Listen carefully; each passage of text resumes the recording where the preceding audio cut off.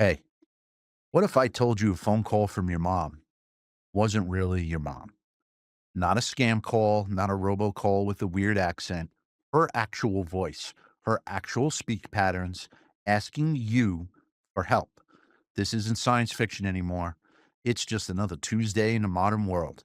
Welcome back to the channel. I'm Mr. Robert J. Speciale, and this is AP Cybersecurity Topic 1.4, AI-based cybersecurity attacks. By the end of this video, you're going to be able to understand exactly how adversaries, sorry, my New York accent kicked in, are weaponizing artificial intelligence, and more importantly, how do we stop them? This is exam relevant material, but this is also life relevant material.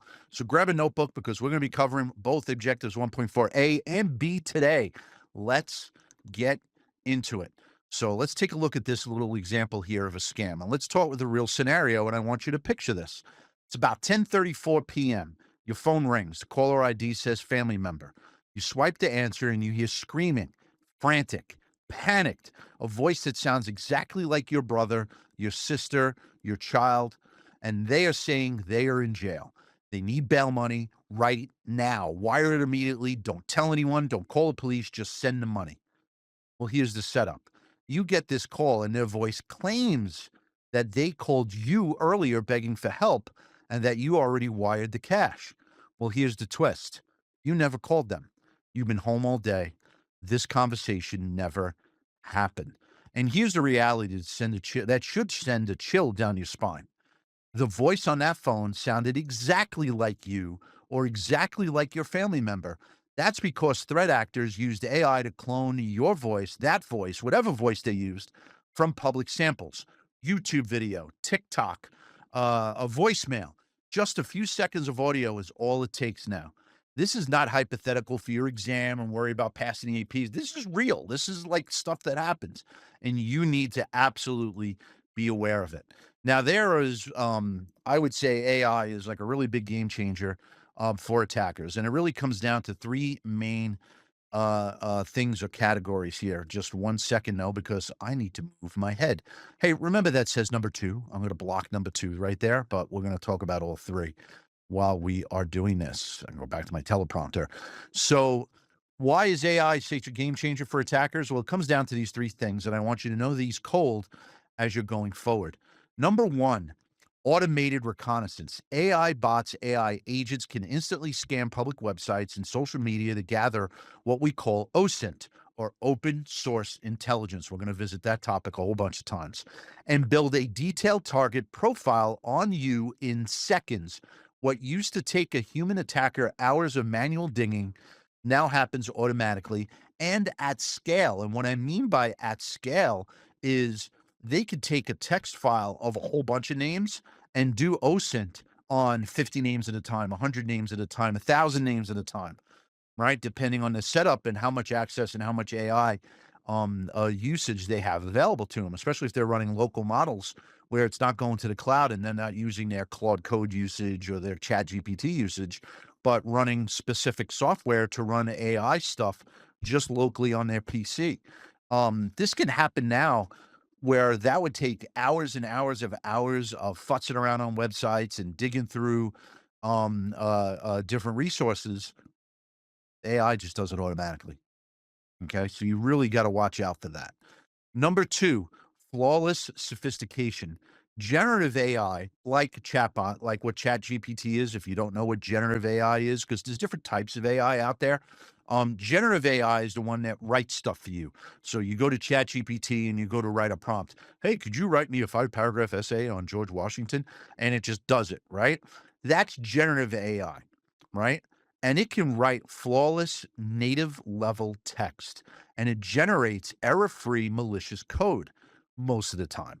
This eliminates the traditional red flags that we used to teach you to look for. Um, Broken English, the weird formatting, all the obvious signs that something is a scam within the body of an email or within the body of that replicated voice now doesn't count. Okay. Now it's something that you can't necessarily easily discern the difference between a legitimate email and a phishing email, because all the things that we used to say with the broken English and everything like that, it's not entirely relevant. Okay. So that's a really big deal right there. Flawless sophistication. I think that's something that we're definitely struggling with. And of course, we'll go through what some of the answers are for this as well. Now, number three, mass impersonation. AI can clone voices and faces from minimal public data, what we call digital avatars, allowing adversaries to bypass standard human verification once again at scale, not just one target, but thousands of targets simultaneously. Um, I'm going to use some technical terms that you might not have heard yet, or heard of yet, that you will as you go through this class. But threat actors can get time on a botnet where they're controlling multiple computers remotely that have a specific virus that's kind of hiding out on a target PC that the person that owns that PC doesn't even know their computer's participating in this. And they can use that botnet and send thousands on top of thousands on top of thousands of phishing emails to people, right? That's what they mean by at scale. Now they can send video, flawless emails that don't have all those errors in it to thousands of people instantaneously. So it's kind of like, do you know what the analogy is? Remember back in the day, and I'm sure you don't remember back in the day. I just said that to make myself feel better about how old I am, right? Back in my day, right? I'm gonna sound like an old person now. Back in my day, we used to get music and we would buy the CD or buy the cassette. And if a friend of mine wanted to borrow that album, I could just take a cassette, a blank, empty cassette, record from my CD, and then give them that cassette, right? And then they would have a copy of that CD, right? But what ruined it for everybody was, and if you know your history of the internet, services like Napster and LimeWire, where people then were able to share the CD music that they bought at scale. And now thousands of people can go on LimeWire, Napster, the modern day equivalent, of course, would be BitTorrent, and download all this stuff instantaneously and simultaneously. Okay. That's how people are using AI to commit these crimes now because they can use these new artificial intelligence tools and do things at scale. Okay. The last thing I wanted to mention would be automated recon, flawless sophistication, and mass interpretation. Write those down. That's your foundation for everything else in this lesson. So the three things that we went over: automated recon, flawless sophistication, and mass interpretation. Very big deal right there. All right. Gonna have to move my box around a little bit again. Oh no, stay on the screen. I'm gonna make myself a little bit smaller and put myself right there in the middle. Okay, I think that works. I can live with that. All right. So, what's in the adversaries toolkit? Let's break down the actual toolkit adversaries are using, including four core techniques. Digital avatars. This is where the voice and the image cloning are used for phone or video impersonation, specifically to bypass voice authentication, the kind of I'll recognize my mom's voice security that we're all used to rely on. Another model and another thing that's out there that they're using is flawless phishing. We just talked about that.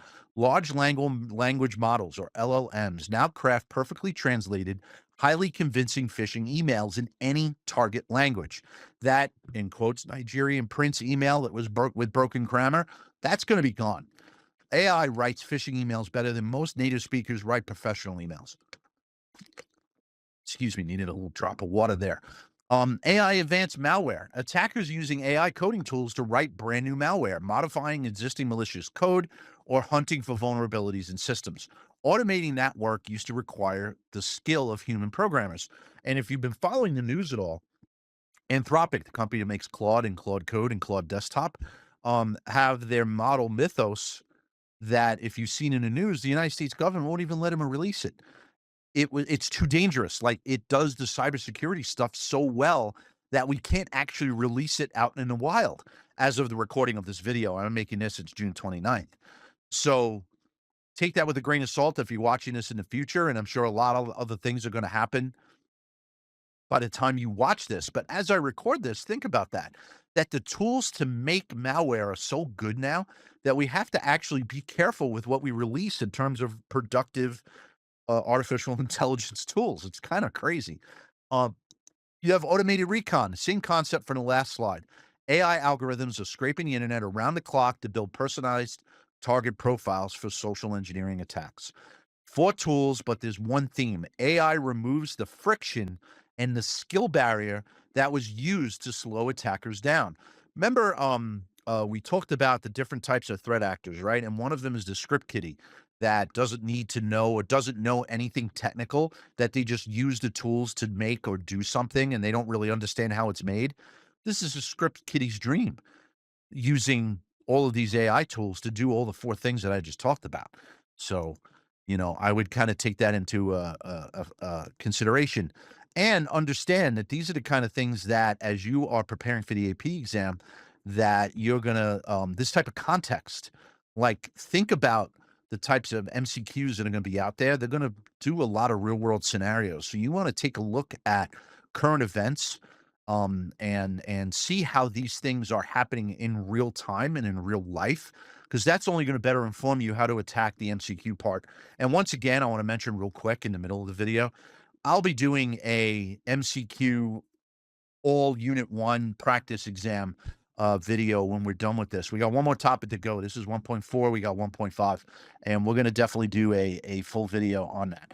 Anyway, let's talk about this slide here, the phishing revolution. So let's go deeper into phishing specifically, because this is the one that you're most likely to encounter personally, and it's a guaranteed exam topic, I would say.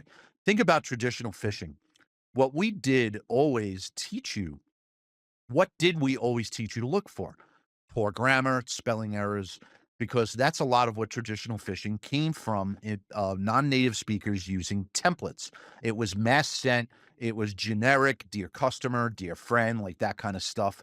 And also, I would say that a lot of people would have used, like, say, Google Translate to translate their native language into English, because, the United States of America is a very big country and we have a lot of targets, right? So, you would have a lot of that going on as well. Um, and that dear customer language didn't know anything about you, and it was very generic. And because of those errors, it was relatively easy for the trained eye to detect.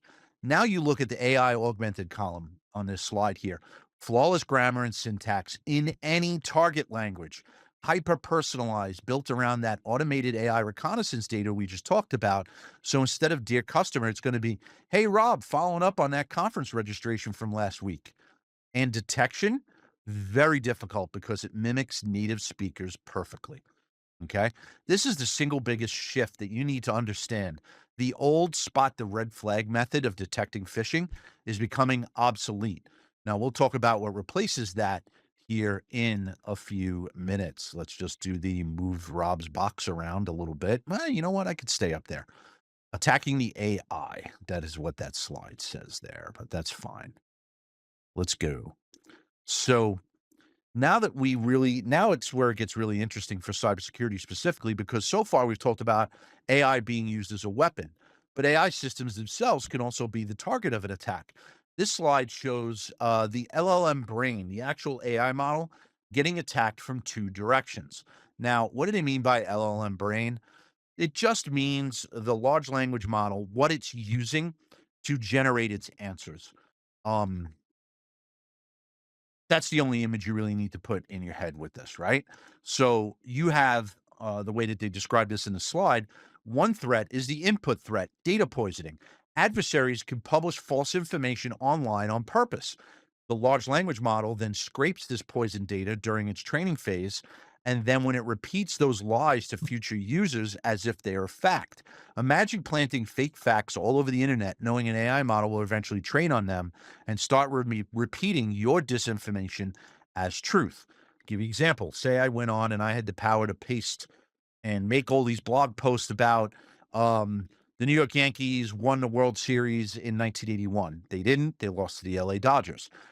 But if I plant that enough times, then OpenAI, Anthropic, Google might have their AI models train on these blog articles, where then their AI model gets incorrect information. And then and it's impossible for them to scan one little data set. So they just do all this en masse, right? Now all of a sudden I have Claude sitting there telling you the Yankees won the World Series in 1981 when they didn't. So that's definitely a threat from AI actors. The output threat, prompt extraction. This is on the other end. Adversaries craft tricky, manipulative prompts specifically designed to force AI models to reveal sensitive training data or private user data inputs during what looks like a totally normal interaction. So remember for this exam, data poisoning attacks the input side, what goes in, prompt extraction attacks the output side. How can you manipulate how the AI answers you and what comes out of the model? Input threat and output threat. It's the same target, but it is the AI itself. All right, we're gonna have to move. Oh no, look at that. I'm perfectly there. That's great. I love when that happens. All right. We spent a lot of time on the problem. Let's talk about the defense. And this is objective 1.4B, by the way. A is what happens on the offense, B is the defense. These four mitigations are exam gold because each one of these maps directly to a specific threat that we just covered. The shared secret. Establish a secret word or phrase with your close contacts, family, close friends, to verify your identity during high stakes emergencies. If someone calls claiming to be your mom asking for bail money, ask for the secret word. If they can't give you the secret word, you don't pay nothing. This directly counters deepfakes and voice cloning because AI can clone a voice, but they can't guess what your secret word is if you never said it out loud anywhere in public. So, to give you a scenario, right? So, I have three children. Say one of them calls me at 2 in the morning. My oldest one, right, calls me at 2 in the morning. I get a phone call from who I think it's her, right? And she's like, "Oh, Dad, I'm in jail, and this, that, and the other thing. You got to wire money to this phone number. Don't tell mom, don't tell anybody. I'm embarrassed or whatever, right?" I would have pre-established a secret word with my daughter that I would sit there and say, either give me the secret word, or if you really want to be fancy, do like a challenge prompt, right? Where you go, "Hey, Aurora, what's my favorite hockey team?" And she needs to know that answer. Now, AI can clone a voice, but they're not going to know every little data piece about me if I don't put it on the internet. So she would give me an answer, or she would be unable to give me an answer if it's not her, okay? That would be the scenario that they want you to create with that stuff. I think that's very powerful. I think it's something that people need to do in the modern age for sure. Enable multi-factor authentication. This stops adversaries even when they successfully clone your voice to steal your password, because even if they try, they can't get at that second factor. Your phone, your authenticator app, your fingerprint, that all counts as an authentication bypass that they can't crash, okay? So always have multi-factor authentication on and running. Data diet. Never enter personally identifiable information or sensitive data into AI chatbots. This is huge. Every prompt you type into a public AI tool could potentially be training data later.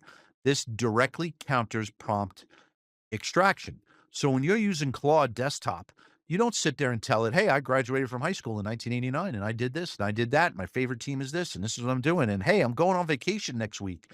That's a really bad one. You're going on vacation. And then if that training data gets out and becomes public, they know you're going on vacation and they can rob your house. It's like posting while you're on vacation. That's something I tell my family we never do, right? If we go on vacation, we're gone for a while, we don't post on social media at all. We post when we're home already. Okay. That would be the analogy for that. So make sure that you kind of embrace that mentality. And the last thing is human verification. Always cross check AI outputs using reputable, stable, non AI sources. Don't just trust what a chatbot tells you is fact. You verify it.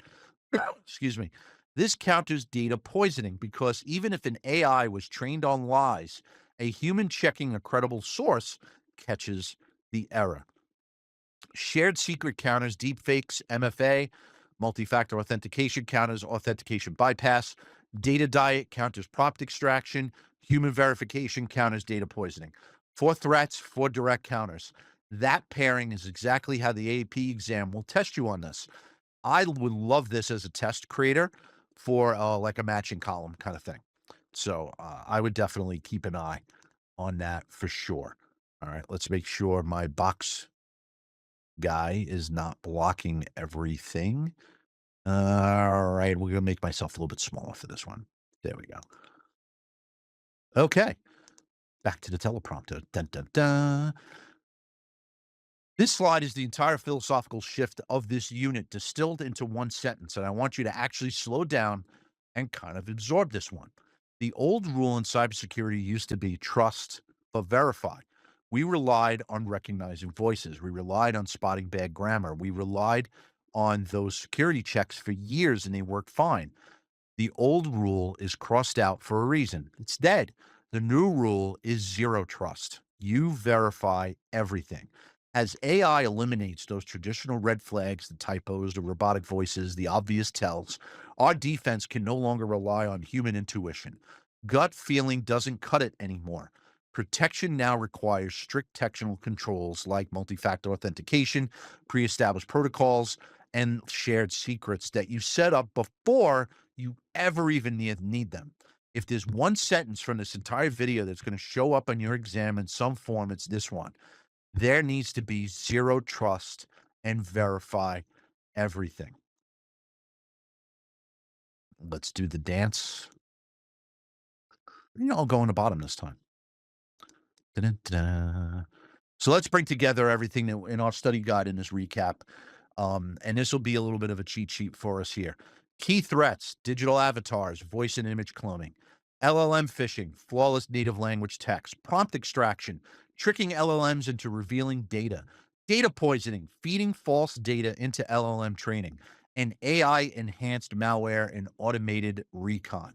The key things that you want to do to protect, which is objective 1.4.B, shared secrets, pre established phrases to verify identity, multi factor authentication to stop bypasses, withholding. Um, uh, um, Withholding personal information from chatbots, preventing extraction, and human verification, cross-checking what AI outputs so that you can actually verify and believe that that data has integrity.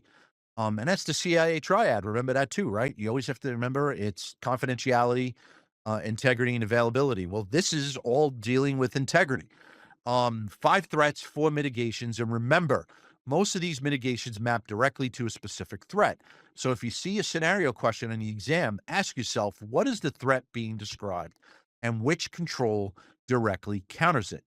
That's topic 1.4, gang. AI based cybersecurity attacks. If this helped you prep for your exam, drop a comment with which threat or mitigation you want me to go deeper on in a future video. Hit subscribe for the rest of this unit, and I'll see you in the next lesson. Stay sharp out there, and remember, zero trust, verify everything. Mr. Speciale is Audi 5000. Take care, and I'll see you in the next one.